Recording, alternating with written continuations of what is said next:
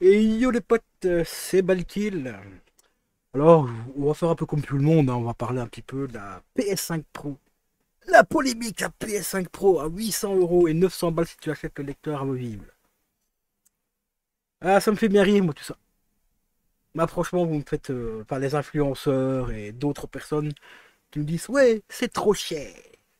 Argent trop cher. J'ai pas à faire une vidéo de 5 milliards d'années, hein, qui va durer 5 milliards d'années. Je vais juste vous rappeler un petit détail parce que les gens, ils ont la mémoire courte, hein. Beaucoup de gens, hein. 2020, la PS5 arrive. Avec la pénurie qui va avec, hein, tu vois, les spéculateurs, ils achètent et tout, ils te vident tes stocks et tout.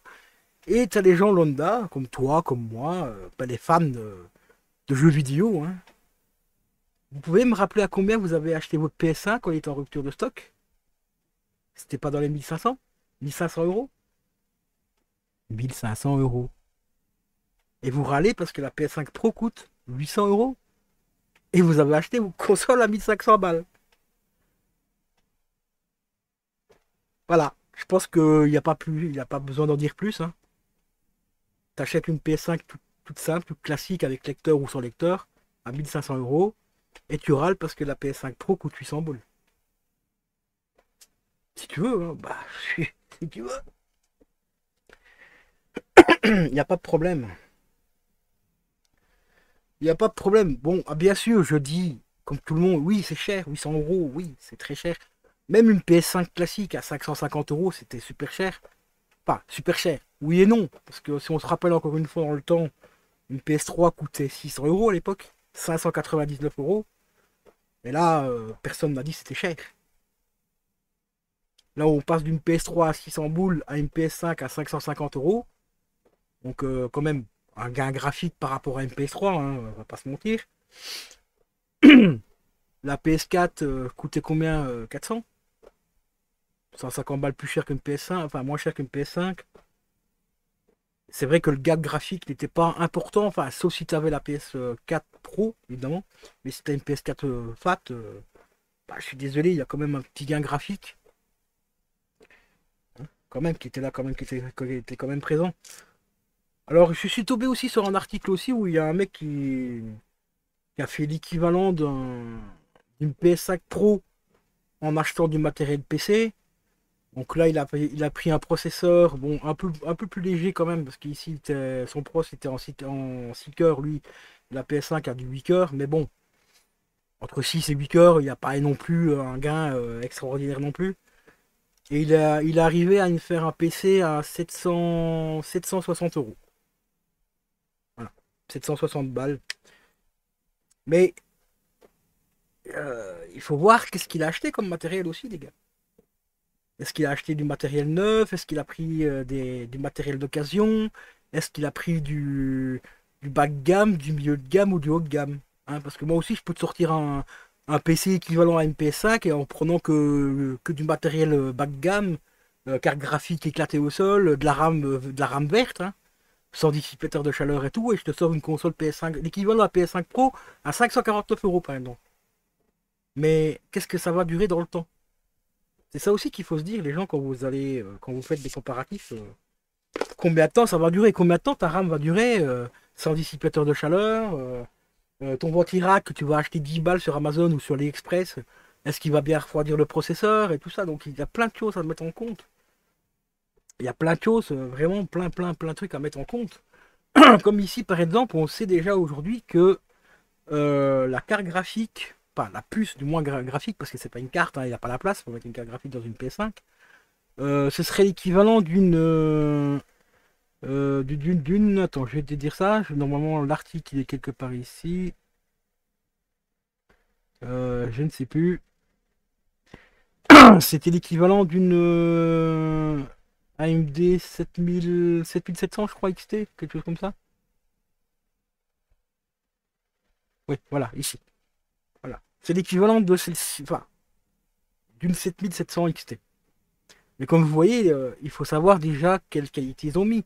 Parce que des 7700 XT, il y en a à tous les prix, hein. Ici, il y en a une à 449 euros chez Gigabyte. très bonne carte graphique d'ailleurs au passage, hein, les gigabytes en général c'est pas de la merde. Ici on a les cartes un petit peu moins chères, enfin tout petit peu moins chères, 20 balles moins chères, mais ici t'as 10 balles de livraison, on arrive déjà à 439 €. Et c'est que pour la carte graphique. Tu vois, on arrive déjà à 439 €. D'accord. Donc on n'a pas encore compté la RAM, on n'a pas encore compté aussi l'IA qui est dedans, parce que la PS5 elle aura de l'IA ici, c'est indiqué juste ici, où il parle jusqu'à à peu près à 300 teraflops, voilà, juste ici, voilà, de l'IA qui aura une capacité de 300 teraflops. Bon, est-ce que l'IA va réellement exploiter les 300 teraflops ou pas? On sait pas. On sait pas. Pour l'instant, on sait pas parce qu'on n'a pas la console. Il n'y a pas encore de test officiel pour l'instant, donc à attendre, on verra bien. Ici, on passe aussi du RDNA 3, alors qu'avant, sur la PS5 classique, c'était le 2. Bon, on a un gain graphique, d'après ce qu'ils disent, d'à peu près 45% au niveau de la puissance du GPU. C'est quand même 45%, donc c'est quand même pas mal, quoi. Là, on est à quasiment la moitié de la console d'origine, donc c'est quand même relativement pas mal, je trouve.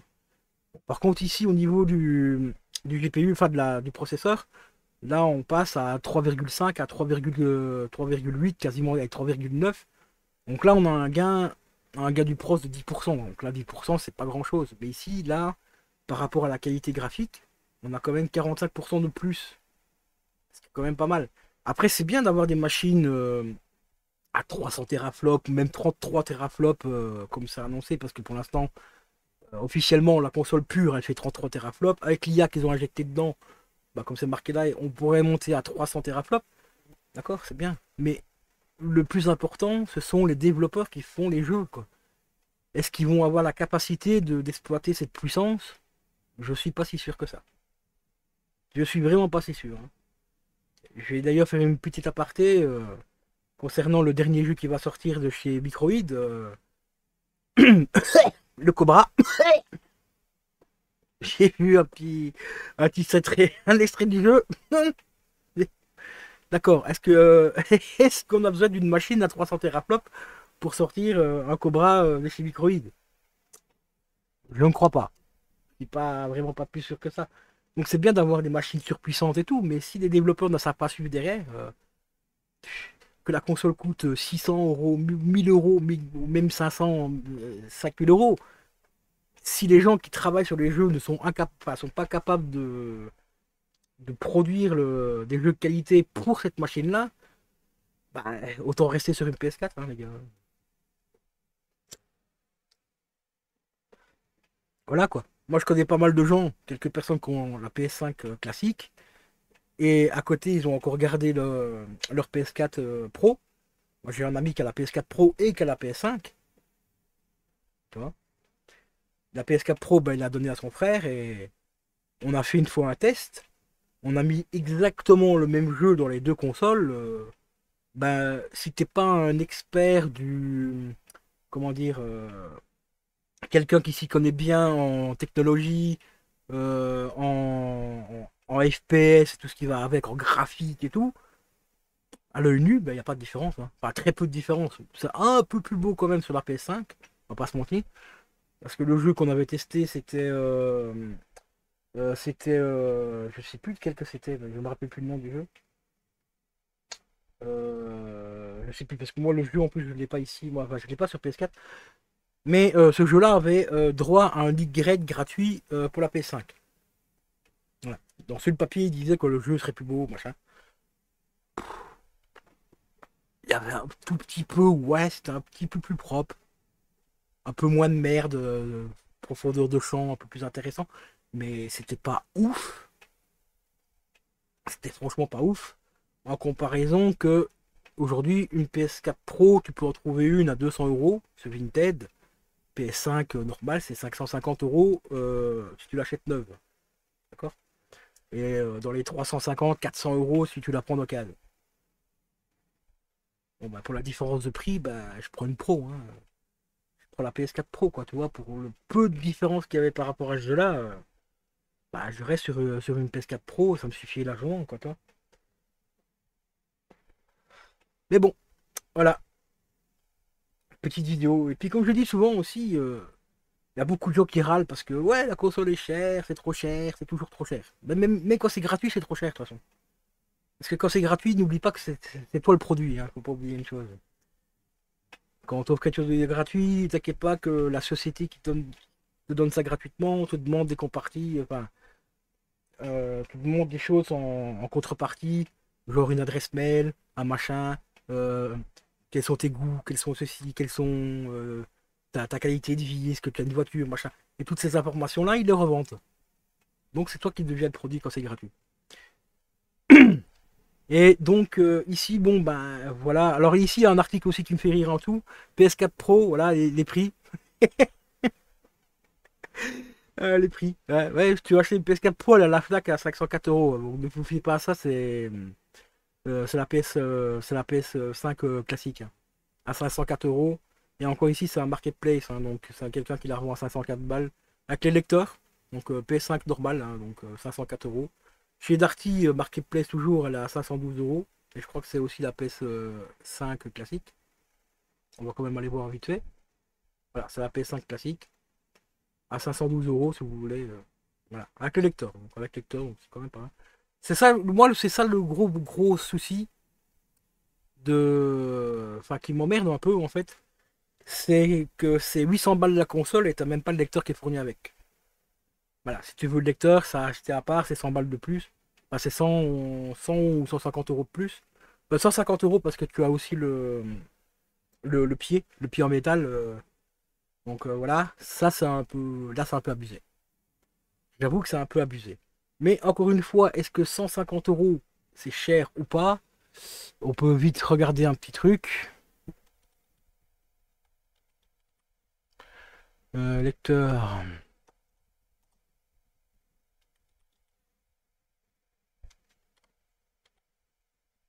8K pour PC. Parce que bon, pour l'instant, les seules comparaisons qu'on a, bah, c'est le matériel PC, hein. On n'a pas d'autres trucs. On va même prendre un lecteur 4K parce que je crois que 8K ça n'existe même pas encore pour l'instant. Voilà.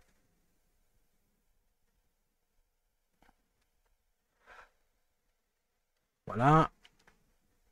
Hop, on va aller le plus grand des marchés, on va aller sur Amazon, hein, pas se casser la tête.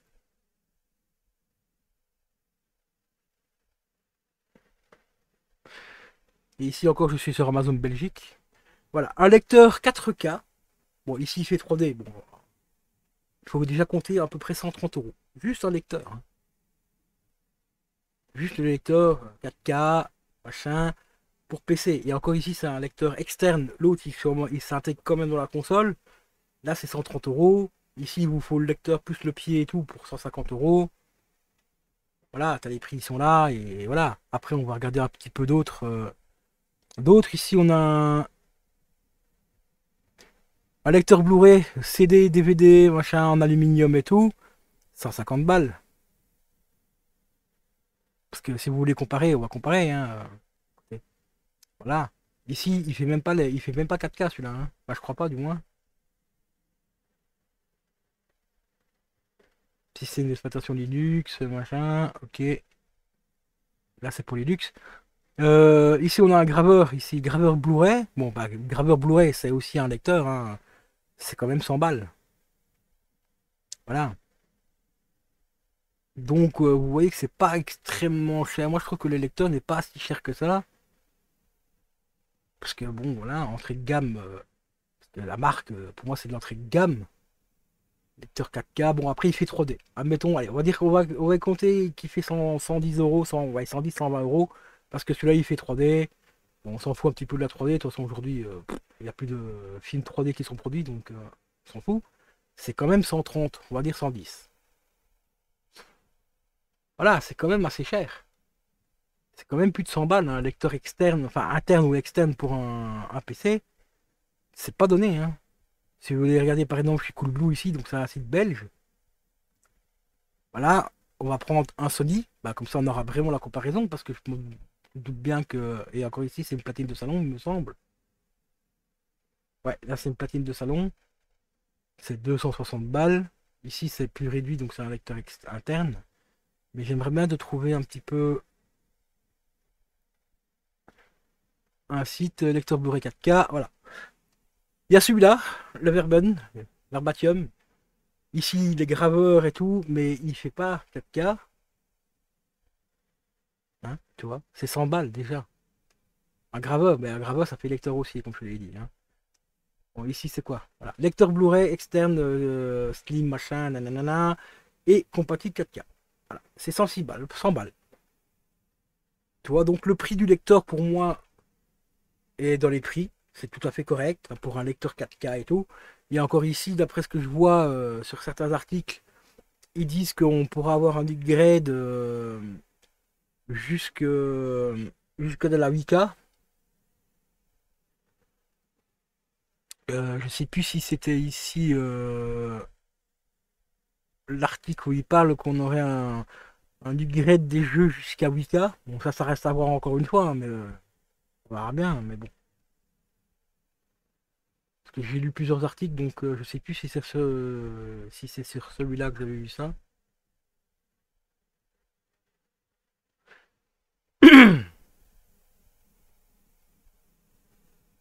Donc voilà, ici c'est bien un lecteur 4K. Voilà. Mais avec l'upgrade, en fait, sur un autre site, je crois que c'est sur Android, je crois que j'avais vu ça, où ils disent qu'avec l'upgrade à la sauce Sony, on pourrait avoir des jeux, bon, je précise bien, c'est un upgrade, hein, donc c'est pas natif, hein, mais jusqu'à 8K. On verra bien. Mais sinon, à la base, le lecteur, c'est bien un lecteur donc amovible de qui fait du 4K. Voilà. Lecteur 4K aujourd'hui. Pour avoir quelque chose d'à peu près correct, Verbatium, bah, ils ont plus besoin de présenter leur marque, c'est vraiment de la très très très bonne marque. Voilà, c'est quand même 100 balles. Donc ce qui fait que le pied en métal serait à 50 euros. Bon, c'est peut-être un peu cher, mais bon, là c'est vous êtes libre de penser ce que vous voulez. Moi je vous montre juste les prix du matériel équivalent pour PC, quoi, tu vois, parce qu'on peut pas comparer, parce que Xbox par exemple n'ont pas de console avec un lecteur amovible, donc on peut pas comparer. Voilà. Ici on en a un à 130 euros, mais encore une fois c'est un lecteur 3D, donc le 3D bon, on va le compter à 100 balles, donc on est dans les 100 euros. Voilà. Pour un lecteur, voilà, même un ancien lecteur, voilà, ici, voilà. Lecteur Blu-ray interne, voilà. Et ici, c'est pas du 4K, c'est 100 balles. Ici, on a un lecteur Blu-ray tout à fait classique, 60 balles, mais c'est pas du 4K. Là non plus, ici non plus, et on est dans les 100 balles. Voilà. Il faut compter une centaine d'euros pour un lecteur. Donc le prix du lecteur amovible, moi je trouve que le prix est tout à fait justifié, correct. Voilà, il y a pas photo, c'est quand même relativement correct. Après, est-ce que le prix, bon ben voilà,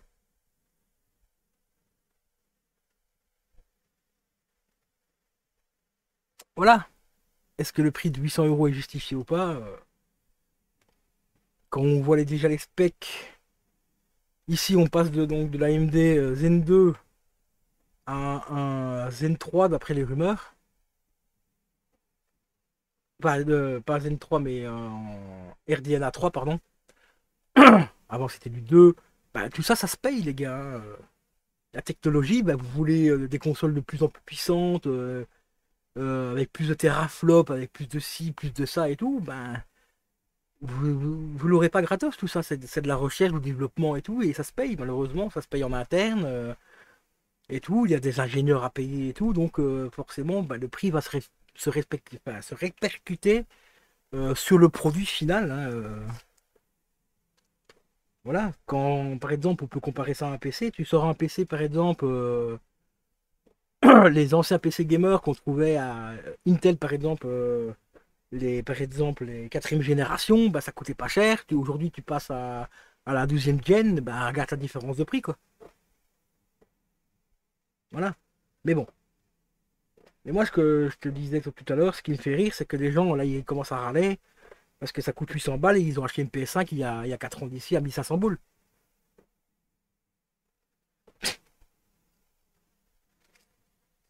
Voilà. Mais bon, c'est marrant, quoi. C'est quand même assez marrant. Mais je voudrais quand même avoir votre avis un petit peu dans les commentaires. Est-ce que vous comptez l'acheter? Enfin, déjà, est-ce que vous comptez l'acheter Day One? Alors ça, c'est déjà une grosse erreur, hein. Hein. Mais chaque année, on fait tout. Bah, pas moi, parce que moi, j'ai toujours pas la PS5 et je compte pas l'acheter, de toute façon.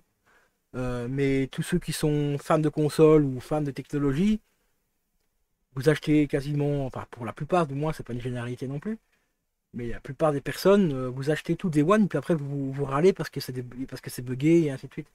Mais on le sait très bien que, encore une fois, quand tu achètes un produit Day One, c'est qui fait le service après-vente? C'est toi.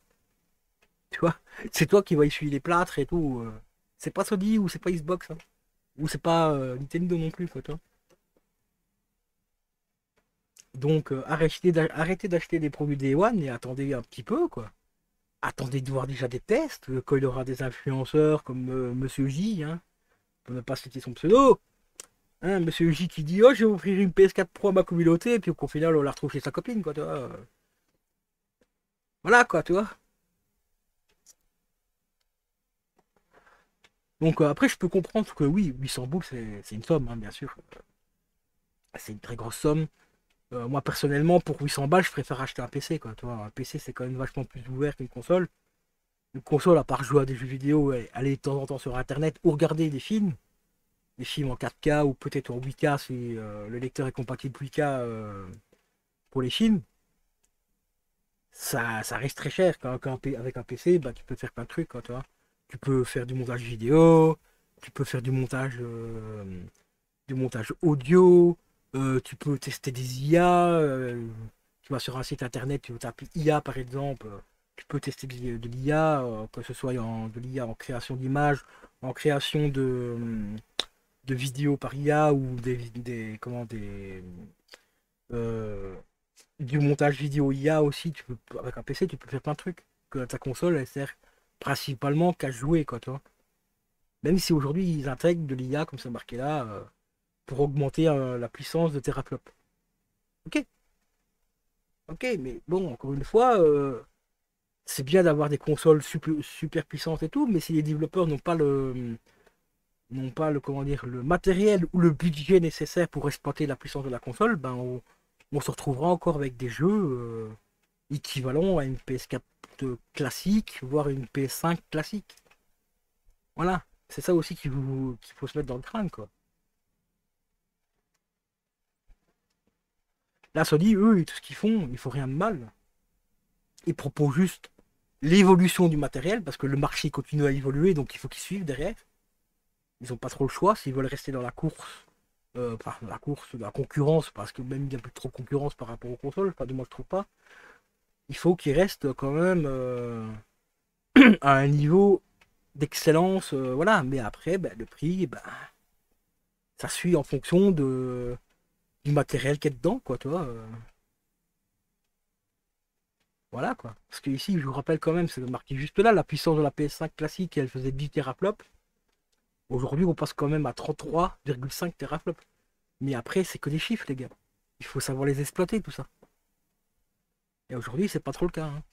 Quand je vois certains jeux qui sortent aujourd'hui, que ce soit sur PC, sur PlayStation ou sur Xbox, des fois on se demande où ils sont passés les 10 teraflops de la PS5 classique, quoi, tu vois. Quand on voit le gameplay de certains jeux et le graphique de certains jeux, t'as des jeux mobiles qui sont plus beaux, quoi, tu vois. Mais bon, enfin voilà. C'était un petit vidéo, pas coup de gueule, hein, on s'en fout. Mais je voudrais quand même savoir ce qu'il y a des gens qui comptent éventuellement l'acheter. Pas forcément à 800 euros, mais peut-être plus tard quand elle diminuera un peu de prix, dans un an ou deux. Est-ce que vous comptez acheter pas la PS5 Pro? Si tu as déjà une PS5, déjà, je voudrais savoir dans ma commune, est-ce que vous avez déjà une PS5? Là, c'est pas une fat. Est-ce que vous comptez acheter la Pro ou pas? Et ceux qui ont une PS4, est-ce que vous comptez acheter une PS5 fat ou éventuellement la PS5 Pro? Voilà. Donc sur ce, je vous dis à la prochaine les gars. C'était Mikey187. Ciao ciao. La vidéo sera dispo également sur ma chaîne secondaire Kao et Juju, notre passion.